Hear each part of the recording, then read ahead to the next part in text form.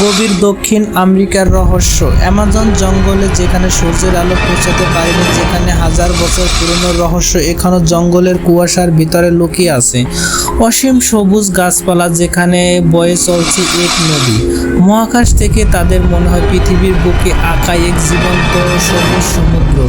তার মাঝখানে জঙ্গলের ভিতরে গভীরে লুকিয়ে আছে যা মানুষ কখনো দেখেনি। লোকে কথায় এই অ্যামাজন জঙ্গলে ঘুমিয়ে আছে এক দৈত্যকার অ্যানাকোন্ডা, যার দৈর্ঘ্য 4000 কিলোমিটারের বেশি বড়। তার শরীরে জন্মাচ্ছে অনেক শ্যাওলা, ছোট ছোট গাছপালা এবং এক জীবন্ত পাহাড়ের মতো মাঝখানে শুয়ে আছে জঙ্গলের মাঝখানে।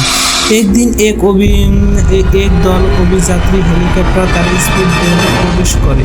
ভয়ানক জঙ্গল তাদের উদ্দেশ্য ছিল অজানা রহস্য সন্ধান। জঙ্গলের ভিতর প্রবেশ করে তার চারপাশে নেমে এসে অদ্ভুত নীরবতা শোনা যায়, দূরে পাখির ডাক এবং পানির শব্দ।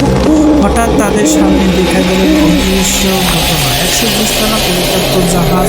সেই জাহাজটিকে বিশাল বড় একটি অ্যানাকোন্ডা সাপ পেঁচিয়ে রয়েছে। সেই অ্যানাকোন্ডা সাপের শুকনো গাছপালা রয়েছে। ঠিক সামনে এগিয়ে যাচ্ছে, কেউ পানি থেকে কাঁপতে শুরু করলো। হঠাৎ তাকিয়ে দেখলো ধীরে ধীরে একটি সাদা অ্যানাকোন্ডা সাপ সামনের দিকে এগিয়ে আসছে।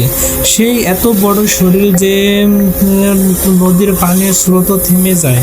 সে দেখে মনে হয় এই জঙ্গলের পাহারাদার এই অ্যানাকোন্ডা সাপটি।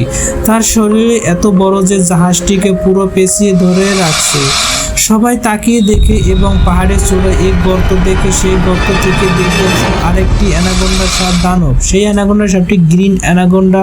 তার মাথায় সোনার মতো দুটি শিং রয়েছে, সূর্যের আলো পড়লে সোনার মতো ঝলমল করে।